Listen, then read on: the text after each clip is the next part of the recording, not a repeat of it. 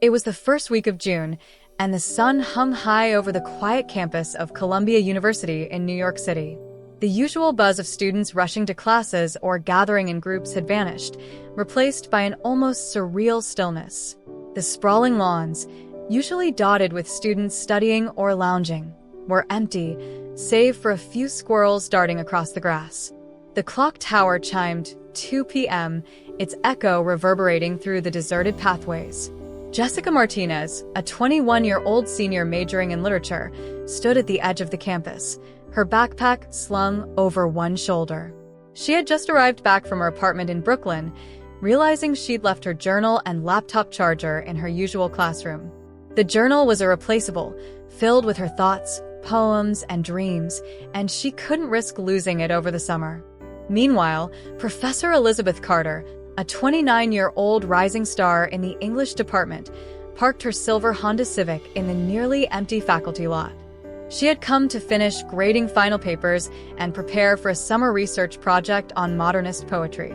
Elizabeth had graduated magna cum laude from Harvard and was already making waves in academia, but her personal life felt like a blank page. As Jessica walked through the empty hallways of Hamilton Hall, the sound of her sneakers echoed softly. She pushed open the door to her classroom, where the desks were neatly arranged in rows, and the afternoon sunlight streamed through the tall windows. Just as she reached for her journal on the desk, the door creaked open. Elizabeth stepped in, her heels clicking softly against the floor. She paused, surprised to see a student there. "Oh, I didn't expect anyone to be here," she said, her voice warm but slightly hesitant. Jessica turned, her heart skipping a beat. "Professor Carter? I just came back to grab something I forgot." The two stood there for a moment, the silence between them filled with unspoken curiosity. The empty campus seemed to hold its breath, as if waiting for something to begin. The classroom felt smaller than usual, the air thick with an unspoken tension. Jessica tucked a strand of her dark hair behind her ear, clutching her journal tightly. "Professor Carter."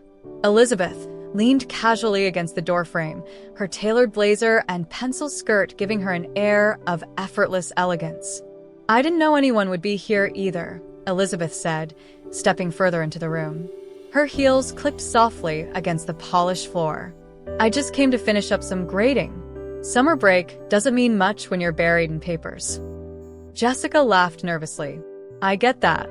I almost left my journal here, and I couldn't let it sit in an empty classroom for 3 months." Elizabeth's eyes flicked to the journal in Jessica's hands. "A writer?" "More like a dreamer," Jessica admitted, her cheeks flushing slightly. "I just like to put my thoughts down." Elizabeth smiled, her expression softening. "I remember doing the same thing when I was in college. It's a good habit to keep." They stood there for a moment, the silence stretching but not uncomfortable. The sunlight streaming through the windows cast a warm glow over the room, highlighting the dust particles floating lazily in the air. "So," Elizabeth began, breaking the silence, "any big plans for the summer?" Jessica shrugged. "Not really. Maybe a trip to the beach if I can convince my friends to drive out to Long Island. But mostly just working and reading, I guess." Elizabeth nodded. "Sounds peaceful. I'm heading to Boston for a conference next week, but after that, it's just me and my cat in my apartment." Jessica chuckled. "Sounds like we're both in for a quiet summer." Their eyes met, and for a moment, the world outside the classroom seemed to fade away. The empty campus, the ticking clock on the wall, the distant hum of the air conditioner, it all felt like background noise to the growing connection between them.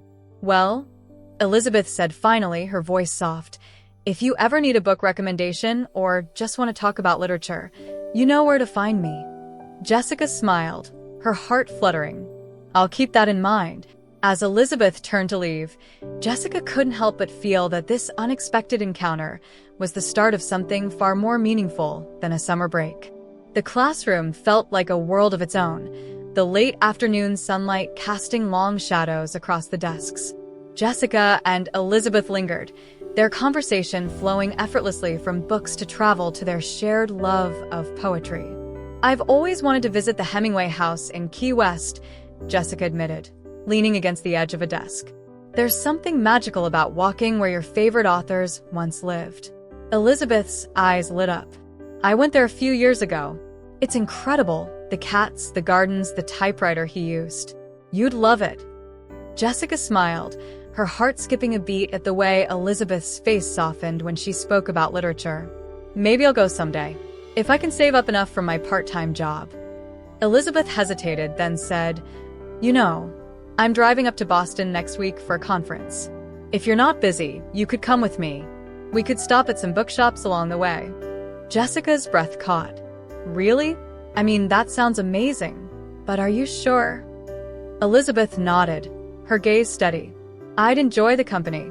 And it's a long drive, about 4 hours each way. It'd be nice to have someone to talk to. The room seemed to grow warmer, the air charged with unspoken emotions. Jessica felt a flutter in her chest, a mix of excitement and nervousness. I'd love to, she said softly. For a moment, neither of them spoke. The silence was heavy with possibility. Then, almost without thinking, Jessica took a step closer. Elizabeth's breath hitched, her eyes searching Jessica's face. The distance between them vanished as their lips met in a gentle, tentative kiss. It was soft and fleeting, but it sent a jolt of electricity through both of them. When they pulled away, their faces were flushed, their hearts racing. I've wanted to do that for a while, Jessica admitted, her voice barely above a whisper. Elizabeth smiled, her hand brushing against Jessica's. Me too. Outside, the campus remained quiet, the world unaware of the spark that had just ignited in the empty classroom. For Jessica and Elizabeth, it felt like the beginning of something extraordinary. The days that followed were a whirlwind of stolen moments and quiet adventures. Jessica and Elizabeth spent hours together, exploring the campus as if seeing it for the first time. They wandered through the library, its towering shelves filled with books that seemed to whisper secrets only they could hear. They sat in Elizabeth's office, sipping coffee from mismatched mugs as they debated the merits of Virginia Woolf versus Sylvia Plath. One afternoon, they found themselves in the university's botanical garden, a hidden gem tucked away behind the science building. The garden was in full bloom, the air fragrant with the scent of roses and lavender. They walked side by side, their hands brushing occasionally, until Elizabeth finally reached out and intertwined her fingers with Jessica's. I've never felt like this before, Jessica admitted, her voice soft but steady. It's like, I've been waiting for you, without even knowing it. Elizabeth squeezed her hand, her eyes shining with emotion. I feel the same way. It's terrifying and wonderful all at once. Their connection deepened with each passing day. They shared stories about their lives, Jessica's childhood in Miami, Elizabeth's years studying in Boston. They laughed over silly jokes and found comfort in each other's presence during moments of vulnerability. One evening, as the sun dipped below the horizon, painting the sky in hues of orange and pink, they sat on a bench overlooking the campus pond. Elizabeth turned to Jessica, her expression serious but tender. I know this isn't conventional, she began, but I don't want to hide how I feel about you. You've brought so much light into my life, and I don't want to let that go. Jessica's heart swelled. I don't either. Whatever challenges come our way, I want to face them with you. Their kiss under the fading sunlight felt like a promise to embrace the love they had found, no matter how unexpected or unconventional it might be. The campus, once a place of solitude, now felt like the backdrop to their own private love story. As summer drew to a close, Jessica and Elizabeth stood hand in hand at the edge of campus, their bags packed for a weekend getaway to the Catskill Mountains. The crisp September air carried the promise of new beginnings. Ready? Elizabeth asked, glancing at Jessica with a smile.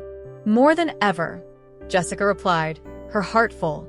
They drove off, the campus fading in the rearview mirror. For the first time, neither felt alone. Together, they were ready to face whatever lay ahead, their love a beacon guiding them into the unknown. The road stretched before them, endless and full of possibility. Support us by subscribing to the channel. Which moment of the kiss resonated with you the most? Or was there another part of the story that touched your heart? Share your thoughts with everyone in the comments. We'd love to hear your feelings.